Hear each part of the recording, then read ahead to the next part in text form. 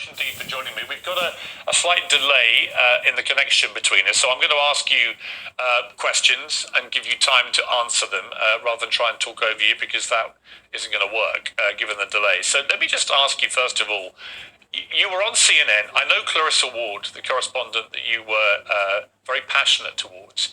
In my opinion, having worked at CNN, she is one of the best foreign correspondents in the world. And I felt absolutely has tried to straddle this very tricky line of reporting fairly and accurately on what is a horrendous conflict. When you look back at yourself in that exchange with Clarissa, how do you feel about the way that you addressed her? Do you have any regret? Or do you feel you could have expressed yourself differently? Or do you feel that it accurately represented how you were feeling?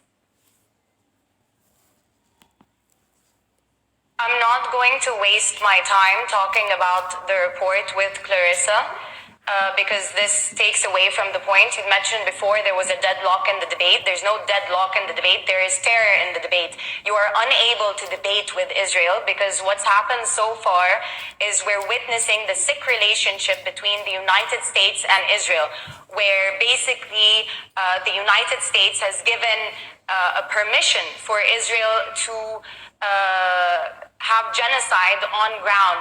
And what's happened is we're seeing no one can say no to Israel. The United Nations isn't able to say no to Israel without repercussions. Media figures aren't able to say no to Israel without repercussions. So what ends up happening is that you're basically raising a spoiled brat you're unable to say no to, that has now grown up to be a sociopath. And let me reiterate that the relationship between the United States and Israel is putting the world in jeopardy. So what we're witnessing now is a serious issue where both parties need to reassess their relationship.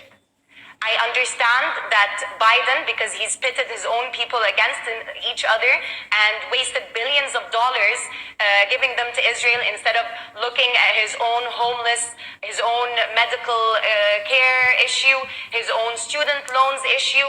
So a lot of American people are also extremely angry, and they're also looking at unfair coverage. The reason this video has gone so viral, one, it's alarming that it's gone so viral, because what should be going viral is the footage that we are witnessing out of Palestine, out of the occupied territories, of children being massacred. It's not a war. A war assumes that both parties are on equal footing.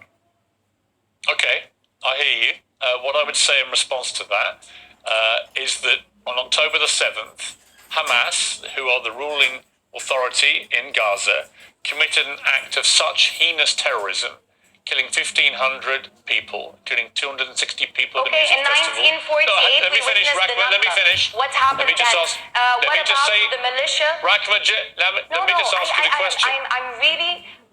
No, you have to let me ask a question. I've been very polite to you and respectful. I've let you have your say. I'm going to say something now to you, and you can respond. Bear in mind there's a delay, so this isn't exactly the easiest debate to have.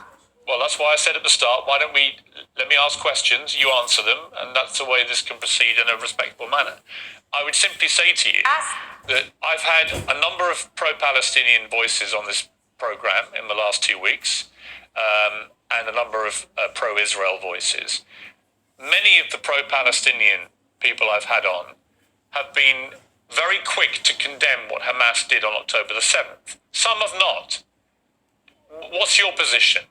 Before we get to what you just said to me about what Israel has done, what America's doing and so on, what is your view as someone in Egypt about what happened right on your border there in Gaza by Hamas against Israel?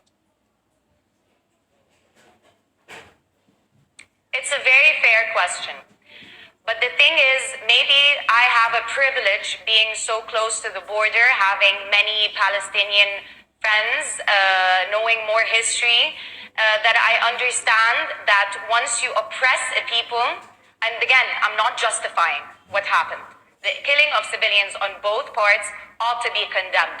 But the danger in you starting an interview asking me to condemn Hamas then pours into Israel's blind defense of its own state, which ends up killing over 5,000 Palestinians, over 700 dead. And going back to the report that you were discussing at the beginning with the CNN reporter, the issue with that is everything is always taken out of context. And this is the issue we have with Western media.